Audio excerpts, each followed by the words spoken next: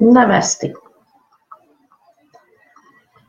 Le sujet aujourd'hui, c'est l'amour sans attachement. Et comment peut-on réussir ça? Je vous jure, je vous dis vraiment, ce n'est pas facile.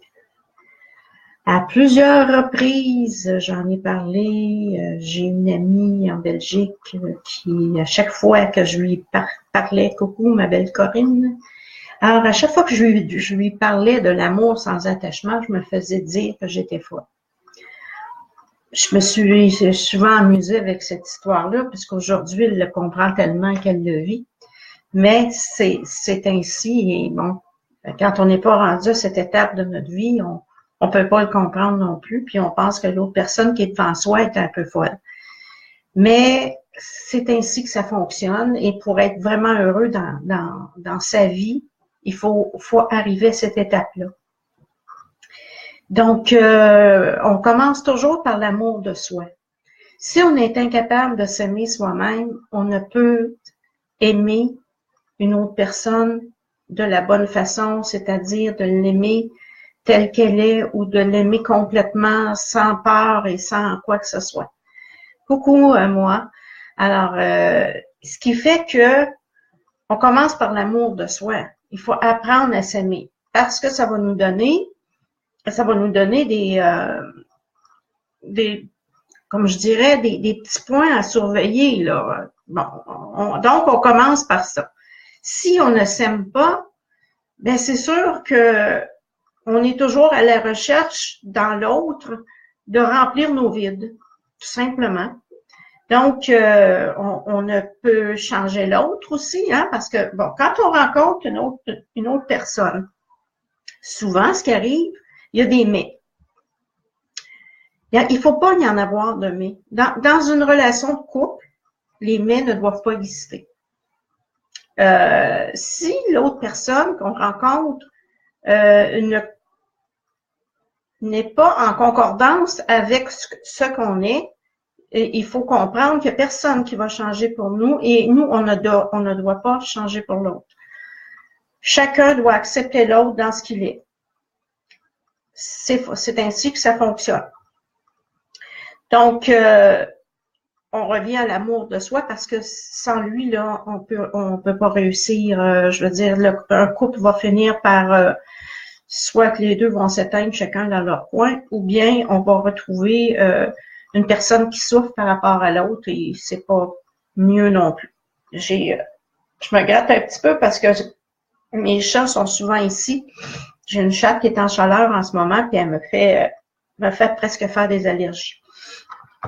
Parce qu'elle passe son temps à... Et ce qui fait que le bout de poil qui remonte dans l'atmosphère, puis moi, ben, ça pique dans ce temps-là. Donc, on commence, quand on apprend à s'aimer soi-même, c'est en commençant par s'accepter. Si on se dit, bon, j'aime pas mon ventre, j'aime pas mes yeux, j'aime pas ci, j'aime pas ça, on s'aime pas, là. Il faut apprendre à s'aimer. Oui, tu m'as entendu hier soir? Ah, je savais pas que tu m'avais entendu. En tout cas. Donc, si comme je dis, pour s'aimer, il faut s'accepter, c'est la première des choses.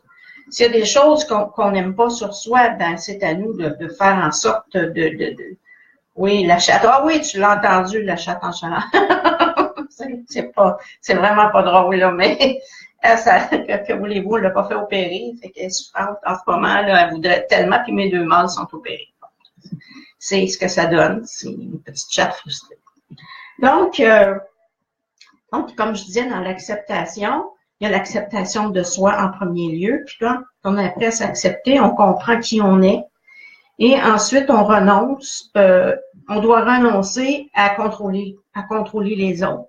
Et que cet amour soit pour sa famille, ses enfants, frères, sœurs, tout le monde, et on les aime tels qu'ils sont. On ne voudra pas essayer de changer son enfant, ce serait un manque d'amour. Son enfant, il est comme il est, puis il a ses expériences sur Terre à vivre. autant que la personne, la personne qu'on rencontre aussi. Donc, c'est de cette façon-là qu'on apprend à aimer sans attachement. Donc, c'est sûr que si vous êtes en couple, que votre mari ou votre copain soit une personne qui a besoin de voyager et que vous êtes toujours en train de chialer après, en lui disant, ben c'est ça, tu me laisses toujours tout seul, vous n'êtes pas obligé de rester dans ce couple. Lui, il a besoin de voyager, vous, non. Alors, vous acceptez qu'il parte en voyage et vous restez à la maison et sans frustration. Puisque, bon, vous savez qu'il va vivre ce qu'il aime. La même chose chez la femme. Si la femme est une grande voyageuse, l'homme non, mais que tout le reste va bien, sauf que chacun préfère, oui, bien, voyage seul, voilà, c'est ça. On ne s'oblige pas. J'ai un petit exemple comme ça, ma soeur a un mari extrêmement social. Il est dans toutes les organisations, il est jamais à la maison. À un moment donné, ma soeur était très malheureuse, je lui ai dit, mais il ne va pas demander à ton mari de changer. Accepte-le tel qu'il est ou va-t'en. C'est simple, il n'y a pas de 50 000 solutions. Tu l'acceptes comme il est parce que tu ne essaies pas de le changer. Tu vas le rendre malheureux et tu vas être malheureuse. Alors, tu l'acceptes tel qu'il est ou t'arrêtes tout maintenant. C'est tout, il n'y a aucune autre solution. Et je sais que je suis dure quand je dis ça, là, mais c'est comme ça. Au lieu de vivre frustré pendant toute une vie, on voit, c'est pour ça, l'amour, c'est pas posséder. Surtout pas. Aimer, même moi, il y a à peu près 18 ans, 17 ans, quand mon mari actuel m'avait dit l'amour sans attachement. Oh mon Dieu. J'ai cru qu'il était fou. Tout simplement, c'est sûr. Il m'avait dit ça, puis moi, qu'est-ce que c'est que tout ça? Pour en comprendre qu'aujourd'hui, c'est moi qui en parle dans une vidéo à plusieurs personnes en leur donnant des trucs pour être bien. Pourquoi je parle de ce sujet-là aujourd'hui? C'est qu'il m'arrive souvent des demandes par rapport à l'amour et j'ai aidé plusieurs personnes à comprendre le cheminement puis à s'ouvrir vraiment à une autre forme d'amour. Mais il y en a encore qui en ont besoin et c'est le pourquoi de cette vidéo-là.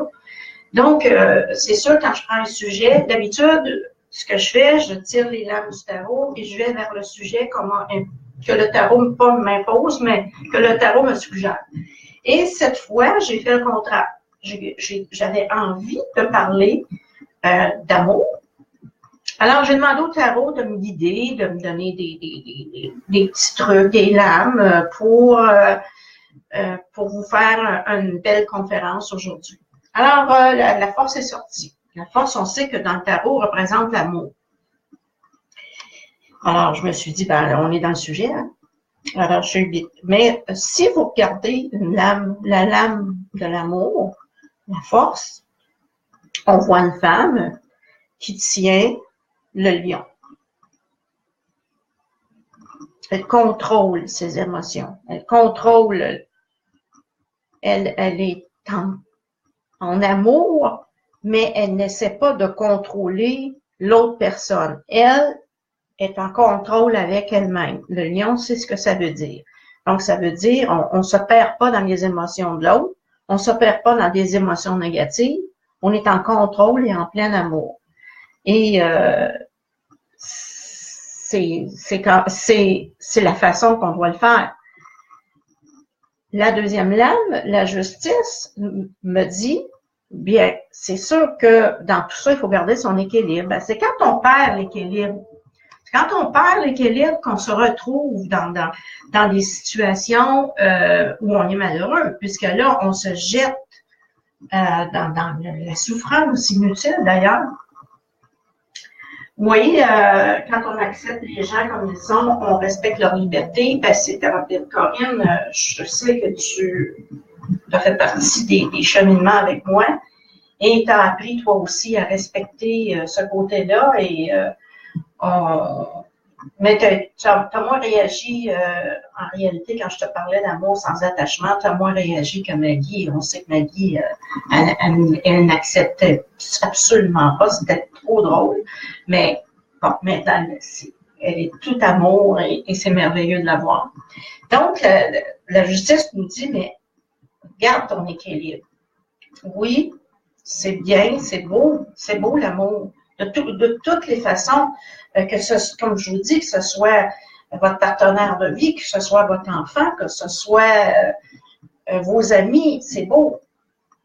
Mais il faut toujours que ce soit dans le détachement, non dans le contrôle, dans l'acceptation et l'acceptation de soi et le respect de soi. Et ça, c'est important, le respect de soi, parce que c'est beau dire je ne veux pas changer l'autre, mais si l'autre admettons, je prends comme exemple notre partenaire de vie ou notre enfant, là, ça peut arriver, allô Agnès? Alors, c'est une personne qui prend de l'alcool, des drogues, qui ne vous respecte pas, qui veut vous battre, en tout cas, peu importe.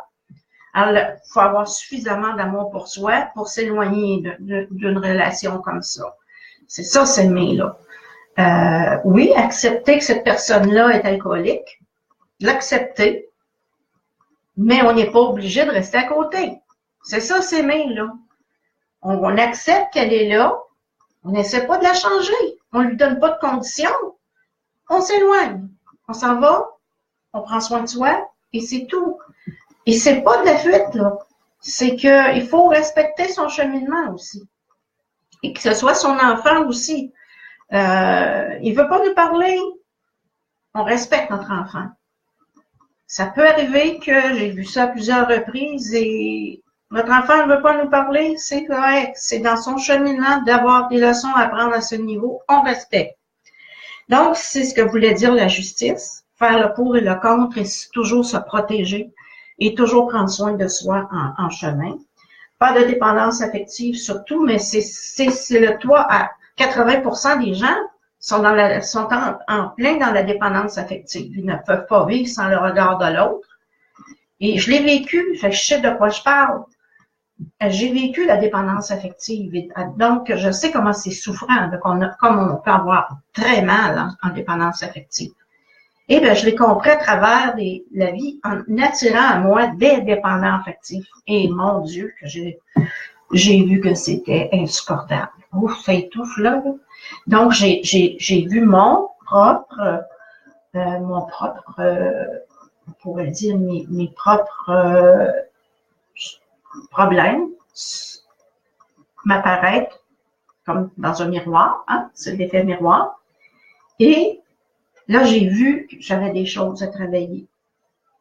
Donc, j'ai travaillé fort là-dessus, là, je peux vous le dire, c'est l'effet miroir, c'est ça. Donc, on doit travailler beaucoup, et c'est en aidant d'autres personnes que je me suis aidée moi-même. Alors, ce que je viens vous dire ici aujourd'hui, là, je l'ai vécu.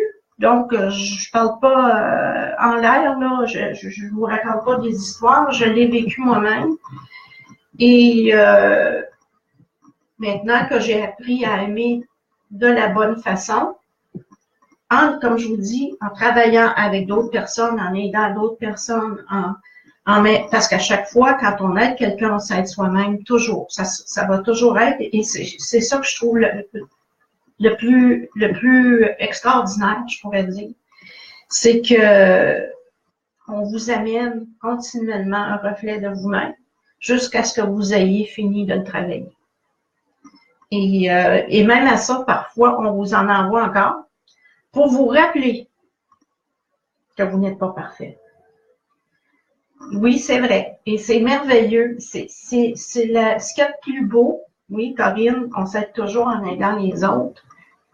C'est ce que, peu importe le sujet, là, on peut les aider sur autre chose, la réussite en affaires, on peut, peu importe les sujets, on peut aider en aidant les autres, on s'aide soi-même toujours.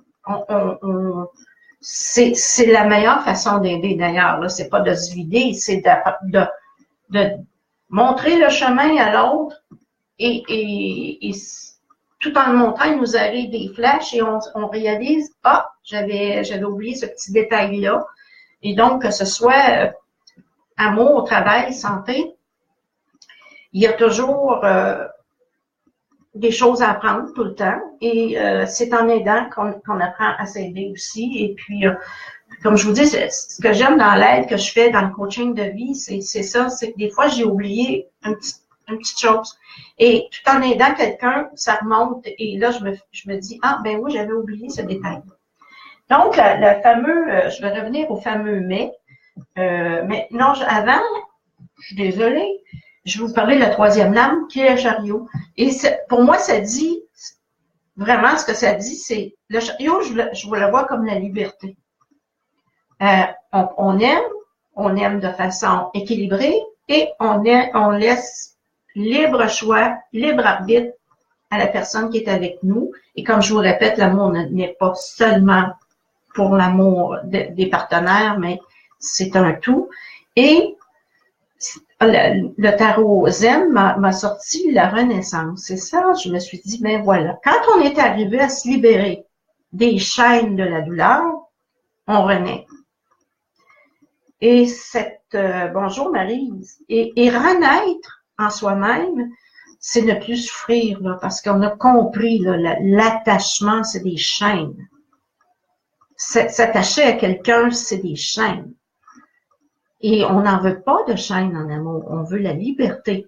On veut être soi.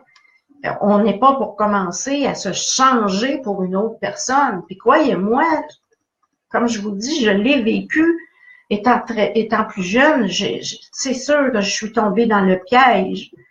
Et c'est pour ça que je peux en parler aujourd'hui, parce que je suis partie de très loin. J'ai vécu un premier mariage de 10 ans. Il n'aurait pas duré 10 ans si je n'avais pas été dans la dépendance affective. Et ça, c'est sûr. S'il a duré 10 ans, c'est parce que j'étais prise dans mes peurs. Parce que c'était une personne violente et contrôlante. Mais j'avais tellement peur de me retrouver toute seule avec mes 3 enfants. Et pour moi, lui, c'était comme, il avait raison, là, tu sais, je veux dire, il avait tout le contrôle sur moi. Et pourtant, j'étais pas comme ça avant, là. Je suis devenue comme ça parce que je suis arrivée dans cette relation-là, mais j'avais ça à comprendre. Je l'avais à comprendre, c'est tout. D'ailleurs, comme je vous dis, je suis pas une sainte et j'ai passé par plusieurs étapes avant d'arriver à me libérer de ces chaînes-là. Et faut faire attention parce que quand on a vécu la dépendance affective, alcoolique, aux drogues, peu importe, toute dépendance, on a une fragilité. On reste toujours, hein, quand on dit un alcoolique, même sobre, va rester toujours un alcoolique, on va dire qu'une dépendante affective ou dépendant affectif va toujours rester dans sa dépendance, même s'il travaille tous les jours à ne pas l'être. Parce que c'est une faiblesse on est né avec cette faiblesse-là. Je vous l'ai dit dans une autre vidéo, j'ai été un enfant qui ne devait pas naître en réalité et ma mère a essayé de s'avorter, donc le rejet. Et j'étais dépendante affective de ma mère déjà en partant. C'est pour vous dire. Donc, oui, parce que je voulais pas être rejetée, là. Je suis arrivée presque de force dans cette famille. Si une mère essaie de s'avorter 3 fois et qu'elle réussit pas, ben moi, je suis venue au monde quand même. J'y tenais à cette incarnation-là. Donc, mais je suis restée avec des séquelles de besoins. Oui, tu l'étais aussi de ta mère, c'est ça, ouais. Tu vois, Corinne, on l'est à un moment donné. Il y en a qui le sont de leur père, moi je l'étais de ma mère. Bon. Donc, j'ai transféré ça sur une personne contrôlante parce que ma mère était contrôlante. Donc, mon premier mari fut un homme très contrôlant. Donc, c'est à partir de là, j'ai commencé à lire sur la psychologie, à me renseigner, puis bon, qui a fini à faire de moi ce que je suis maintenant. Mais ce ne fut pas facile. C'est quand j'ai réalisé que j'avais attiré à moi le portrait de ma mère mais dans mon partenaire, que j'ai réussi à me sortir de cette relation-là. Mais ça a été difficile. Donc, c'est pour ça que je vous dis, l'amour se doit d'être toujours dans le détachement total. On ne possède personne. Personne ne nous appartient. On est dans le détachement, mais l'amour, il y a des gens qui vont me dire, ben oui, t'es drôle, toi. L'amour, dans le détachement, on n'aime pas. Ben non, c'est le contraire. Quand on aime quelqu'un assez pour lui dire, tu vas aller en Afrique, tiens, je vais aller te reconduire à l'aéroport, va en Afrique. C'est tout. C'est aussi simple que ça. Si tu te perds dans la jungle, ben tu te perdras dans la jungle. Mais soit, fais ce que tu as à faire dans cette vie. C'est ça, aimer. Et oui, tu as raison. On ne possède personne, personne nous appartient. Alors, ça, même avec un jonc au doigt. Hein, Corinne, on est mariés toutes les deux et on a compris ça. C'est pas si pire, hein? Alors, donc, un indice pour vous aider dans les relations à venir. Le premier indice, c'est déjà quand on rencontre quelqu'un, la première chose, c'est se fier aux premières impressions. S'il y a quelque chose qui nous dérange, vaut mieux arrêter cela. Si on se rend compte que c'est une personne qui prend pas mal d'alcool, puis que nous, on n'est pas dans ce mode de vie-là, on arrête tout de suite. On va pas se dire oui, mais il peut changer. Je vous l'ai dit tantôt, les mais, là, ça n'existe pas. Ça n'existe pas en amour. Il faut éliminer ce mot. Donc, aussitôt qu'il y a un oui, mais, on arrête. Cette personne-là ne nous convient pas. Il faut aussi trouver une personne qui est en accord avec soi. C'est-à-dire que, premièrement, qu'elle nous accepte tel qu'on est. Ça, c'est sûr que nous, on l'accepte tel qu'on est. Donc, c'est déjà le premier pas. Mais en accord avec nos valeurs. Il faut avoir vraiment des valeurs qui vont ensemble. Puis pour ce qui est des complémentarités, ça, c'est quand on a des différences, parce qu'on peut avoir des différences. Un aime danser et l'autre pas du tout. Et justement, il faut s'accepter dans ces différences-là. Si un aime rester à la maison et l'autre aime aller danser ou c'est chacun ses choix, là. Mais celui qui reste à la maison, faut pas qu'il se dise t'es toujours parti. Et celui qui va danser, faut pas qu'il dise à l'autre mais t'es jamais avec moi. On s'est choisi et dans ces différences-là, on s'est choisi et on s'aime dans ces différences-là. Ensuite, avant de terminer, je vais vous parler de la peur. Parce que quand on a été blessé dans d'autres relations, on met une peur qui nous bloque aussi à s'ouvrir à d'autres personnes. Mais il faut aller chercher, dans le fond, il faut aller chercher la blessure, le pourquoi de la blessure. Donc, j'ai écrit un petit texte hier qui disait que on retourne dans son passé pour les références. Bon. À savoir, j'ai vécu ça, j'ai réglé ça, j'ai vécu ça, c'est ça que j'avais à vivre, c'est beau. On peut projeter un beau projet dans le futur, mais il faut vivre l'instant présent. Mais le passé nous sert de référence.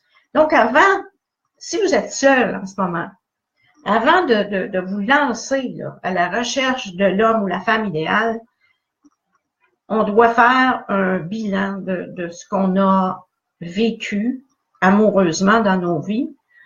Faire ce bilan-là. Ensuite, je l'ai conseillé justement il n'y a pas tellement longtemps. Là. On écrit une lettre à chacune de ces personnes-là parce qu'on a appris la leçon. Quand on retourne là, il faut savoir quelle leçon que nous allions apprendre. Ensuite, mais en retournant dans cette histoire-là, on s'en rend compte qu'aujourd'hui, on a appris. Oui. Donc, on retourne. Et on va voir, ah, toi, tu m'as fait comprendre ça. Et on leur écrit à chacun ce qu'on a compris de cette relation-là. Ensuite, on brûle. On brûle les lettres, la lettre ou les lettres, ça dépend. On pardonne. En brûlant, on fait le pardon. C'est fini, on a plus de colère, plus de rancune, plus on laisse tout derrière soi, mais on sait ce qu'on avait à apprendre.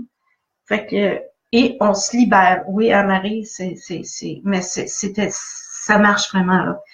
Et ensuite, pour arriver à la renaissance de notre fameux tarot zen, avant, comme après avoir fait la lettre à toutes ces personnes-là qui ont passé dans nos vies, se demander pardon d'avoir attiré à soi ces personnes-là, parce qu'on avait des leçons à comprendre de toute façon, pardonner si on a eu du mal par rapport à ça, et brûler. Ensuite, on fait la même chose pour soi, on s'écrit soi-même. Bon, désolé, on peut prendre la méthode Ho'oponopono pour ça, parce qu'on peut faire toute la méthode tout en écrivant. Et ensuite, on brûle aussi. Oui, parce que bon, on peut écrire selon la technique là. Je t'aime, donc je t'aime Corinne, ou je t'aime Nico. Je t'aime Nico parce que tu es ce que tu es, bon, et tout ça. S'il te plaît, pardonne-moi. Hein, là, pardonne-moi pour tout ce que je t'ai fait subir. J'ai les 4 mots, je t'aime. Je suis désolée. S'il te plaît, pardonne-moi. Je les mets les deux ensemble, moi.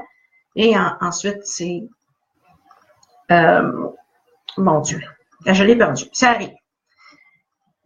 Y a-t-il quelqu'un qui peut m'aider? Bon. Et merci. Et voilà. C'est la fin. Voilà. À la fin, on dit merci. Merci parce que dans le fond, d'avoir tout vécu ça, on en sort beaucoup plus riche. Et à ce moment-là, ça vient de nettoyer tout notre passé et de nous préparer. Ben oui, c'est ça, c'est que là, j'avais un petit blanc de mémoire. Ça m'arrive à mon âge. Alors, c'est ça. Donc, pardon, mais il faut le mettre dans l'autre sens, Marie. Les gens le mettent dans le sens, pardon, désolé, là, mais c'est je t'aime, je suis désolée, s'il te plaît. C'est bien important, s'il te plaît, pardonne-moi, et on termine par merci. C'est la façon de les dire. Et je sais que ça s'est mêlé à quelque part sur le net depuis que ça existe, là, mais c'est vraiment de cette façon-là. Je t'aime en premier. Je t'aime donne une très forte énergie. Donc, en disant je t'aime en partant, on ouvre. Alors, après, ben, on sait ça. Je t'aime, comme toi, Marie, je t'aime, Maryse. Et ensuite, on passe à s'il te plaît. Je suis désolée pour telle et telle chose. S'il te plaît, pardonne-moi. Toujours à Maryse. Et merci. C'est exactement ça. Donc, ça peut vous aider vraiment pour la composer, la lettre à vous-même. Donc, après ça, ben, vous allez renaître. Et renaître dans l'amour, c'est merveilleux parce que on aime tous les jours. On se lève en aimant, on se couche, on aime. On aime ce qui nous entoure, nos fleurs, nos chats, nos voisins, ce qu'on fait, tout est amour. Et sans aucune attente de qui que ce soit, parce que les seules personnes en qui j'ai des attentes, c'est envers moi-même. C'est-à-dire que parfois, je me dis, ben, tu dois faire telle chose. Mais c'est ça, on voit l'amour. Mais Corinne est arrivée à cette étape-là de sa vie. Et elle a eu cet éveil d'amour-là et elle peut vous en parler elle aussi, là. Et quand on est arrivé à cette étape d'amour inconditionnel, ben, il est envers soi-même et envers les autres, nos proches et ceux qui sont plus loin. Et on vit dans la paix, tout simplement dans la paix. Et c'est la plus belle renaissance qui puisse arriver et je vous le souhaite à tout le monde. Alors, sur ce, je vous laisse. Je vous souhaite d'avoir cette libération-là. Ça vaut la peine d'y travailler. Et je vous reviendrai demain avec un autre sujet qui me sera inspiré, sûrement, ou sinon, ce sera mon tarot qui va me les inspirer. Je verrai. Moi, je laisse aller. Si je me réveille avec un sujet, ben, c'est le sujet qui va être le sujet du jour. Alors, je vous aime et je vous laisse sur ce et on se reparle. Ben, en fait, vous me parlez en écrivant, mais pour moi, j'ai l'impression d'être en pleine conversation. Alors, je vous salue. Bonne soirée pour l'Europe. Bonne journée ici, même s'il neige au Québec. Alors, je vous salue. Namasté.